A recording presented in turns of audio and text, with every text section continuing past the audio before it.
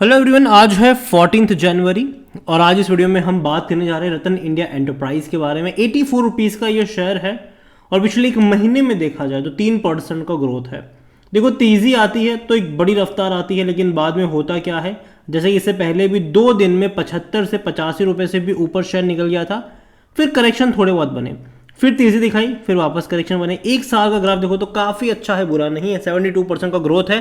पहले एक डिक्लाइन से गुजरा, उसके बाद एक अच्छी रफ्तार दिखाई, कुछ टाइम बिताया उसने 40 रुपए के लेवल पर, फिर एक बहुत बड़ी तेज़ी दिखाई और ये 65 रुपये से ऊपर गया। फिर करेक्शन भी ऐसा आया कि 50 रुपये पर वापस आया, वापस तेज़ी बनी है, 85 पर आया है और एक साल के सबसे हाईएस्ट प्राइस पे ये बैठ चुका है। 5 साल की क्या, इवन इसके लाइफस्टाइल के सबसे हाईएस्ट प्राइस पे ये अभी बैठा है, ऑल टाइम हाई प्राइस पर है। लंबे समय से ये अटका था। देखो, 40 रुपये के आसपास एक स्ट्रॉन्ग सपोर्ट है, जब भी वहाँ पर गया एक तेज़ी आई। लेकिन अगेन मैं कह दूं कि जब भी इसने बड़ी तेज़ी दिखाई है, करेक्शन आया है, तो मुझे हैरानी नहीं होगी कि यहाँ से अगर 3-4 रुपये ये और बढ़ भी जाता है तो वापस ये आपको 15-20% का करेक्शन भी बीच बीच में दिखाता रहेगा। लेकिन लॉन्ग टर्म का आउटलुक जो है वो इसका डिपेंड करने वाला है इनके बिजनेसेस के ऊपर।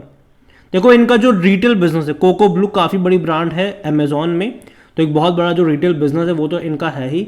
इसके अलावा जो दो फ्यूचर, जो इनके काफ़ी फ्यूचर के बेहतरीन बिजनेस प्रिडिक्ट करे जा रहे हैं, चाहे वो ईवी का बिजनेस हो, इनकी भैया रिवॉल्ट मोटर्स इनकी ब्रांड, इनकी एक सब्सिडरी कंपनी है।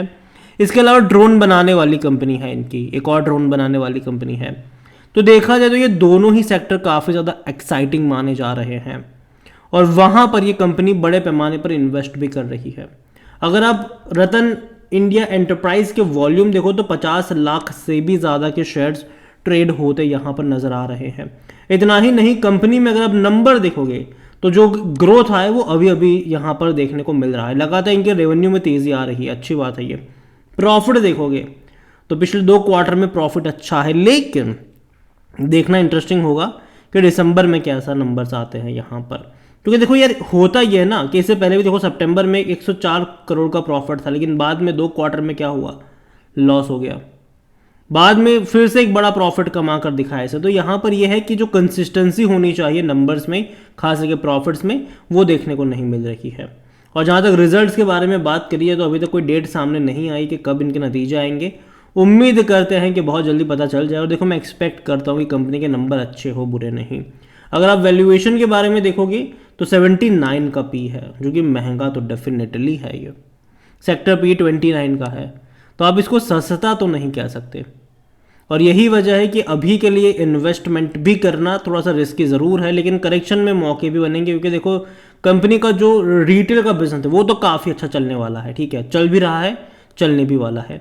बाकी की जो 2 बड़ी बैट है वो इनके फ्यूचरिस्टिक बिजनेस है, चाहे वो इनके ड्रोन बिजनेस की बात करें, चाहे हम इनके ईवी बिजनेस की बात करें।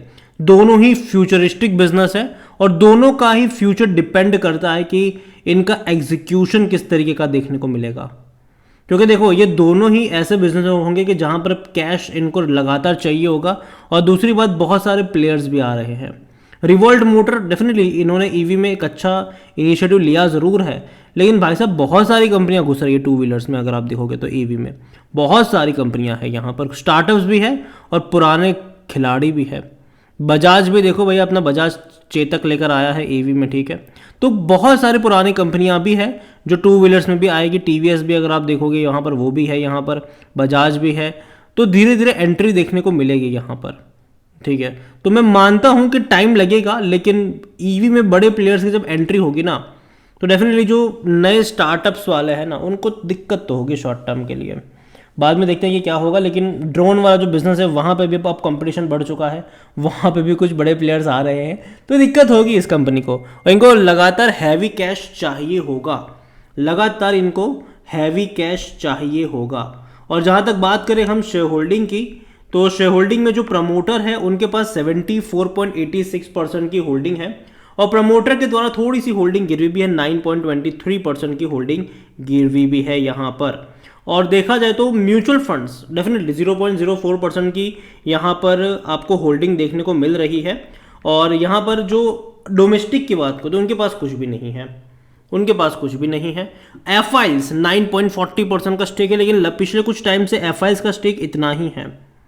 अगर आप म्यूचुअल फंड्स देखोगे तो वो थोड़ी बहुत एंट्री करते नजर आए, मतलब थोड़ा बहुत अपना स्टेक बढ़ाते नजर आए, 0.03 से 0.04 पर आए हैं। और प्रमोटर की मैं स्पेसिफिकली बात करने जाऊं तो काफ़ी इंटरेस्टिंग चीज़ है कि प्रमोटर का स्टेक तो उतना का उतना ही है, लेकिन प्रमोटर की गिरवी रखे हुए शेयर्स जो है वो घटते बढ़ते नजर आ रहे हैं। दिसंबर 2022 में 6.84% का स्टेक गिरवी था, बाद में वो बढ़कर गिरवी हो गया 11.53%, बाद में वो घटकर 8.47 पर आ गया, बाद में वो बढ़कर 9.17 पर आ गया। तो मतलब प्रमोटर यहाँ पर खरीद रहे बेच रहे, खरीद रहे बेच रहे, पता नहीं क्या ही कर रहे हैं। रिटेल और अदर की मिलाकर 15.70% की होल्डिंग है, जिनमें से रिटेल इन्वेस्टर यहाँ पर 9.42% पर बैठे हैं, अदर पार्टी 6.28% की होल्डिंग लेकर बैठे हैं। ओवरऑल अगर मैं बात करने जाऊँ रतन इंडिया एंटरप्राइज की, तो कंपनी फिलहाल की सिचुएशन को देखो तो खराब नहीं है, नंबर्स इनके अच्छे आ जरूर रहे हैं, लेकिन दिसंबर के नंबर इस बार के देखने होंगे कि वो किस तरीके से देखने को मिलते हैं। और जो ग्राफ इसका है कि एक तेजी दिखाने के बाद ये गिरावट दिखाता है, और वो 5-6% की नहीं, कम से कम 15-20% का करेक्शन दिखाता ही है, उसके बाद में फिर तेजी के लिए तैयार होता है। तो यहाँ पर थोड़ा सा और भागने के बाद गिरावट मैं एक्सपेक्ट तो कर रहा हूँ यहाँ पर, और यही वजह है कि मैं अभी के लिए थोड़ी बहुत दूरी इससे बनाना पसंद करूँगा, ये मेरा मानना है। थोड़ी बहुत दूरी मैं अभी के लिए यहाँ पर बनाना पसंद करूँगा। उसके अलावा अगर मैं बात करने जाऊँ इसी कंपनी को लेकर, तो कहीं ना कहीं इनके जो बिज़नेस मैंने बात करी, जो इनका रिटेल वाला जो बिज़नेस वो अच्छा चल रहा है, और आगे भी मैं उसके लिए काफ़ी पॉजिटिव हूँ कि हाँ, कोको ब्लू वाला जो इनका रिटेल का बिज़नेस वो अच्छा ही चलने वाला है। बस इनका ईवी का जो बिज़नेस है वो देखना होगा कि किस तरीके से इनका एग्जीक्यूशंस रहेगा।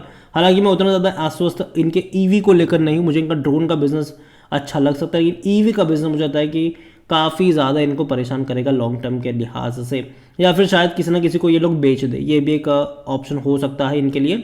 लेकिन रतन इंडिया एंटरप्राइज एटलीस्ट मैं कहूँगा कि नतीजे इनके आ जाने दीजिए दिसंबर क्वार्टर के, देखें कि नंबर्स किस तरीके से आते हैं, उसके बाद कोई फैसला लीजिए। क्योंकि नतीजे जैसे कि मैंने कहा कि 2 क्वार्टर में अच्छे आते हैं, प्रॉफिट दिखाते हैं, बाद में 2 क्वार्टर में लॉस कर देते हैं, तो वैसी वाली जो कंसिस्टेंसी है वो अभी के लिए यहाँ पर मिसिंग है। लास्ट 2 क्वार्टर में अच्छा प्रॉफिट कमाया है, और वैल्यूएशन के हिसाब से देखें तो उसकी वजह से ये महंगा भी है अभी के टाइम पर।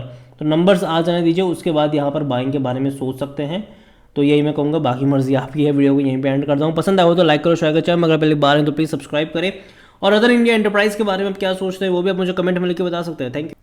और लास्ट में जाते जाते इनकी एक और कंपनी है, रतन इंडिया पावर है, ये तकरीबन 11 रुपये के नीचे ये ट्रेड कर रहा है। पिछले एक महीने में देखोगे तो बहुत काफ़ी अच्छी रफ्तार आई है, यहाँ पर 14% की तेज़ी ज़रूर है, हालांकि लोअर लेवल से कंपेयर करें तो और भी बड़ी रफ्तार यहाँ पर देखने को मिल रही है। और अगर आप चाहते हैं कि मैं रतन इंडिया पावर के ऊपर भी एक डिटेल वीडियो बनाऊं तो कमेंट में इसका भी नाम लिखिएगा, जितनी ज़्यादा कमेंट आएगी उतना ही जल्दी वीडियो आएगा यहाँ पर।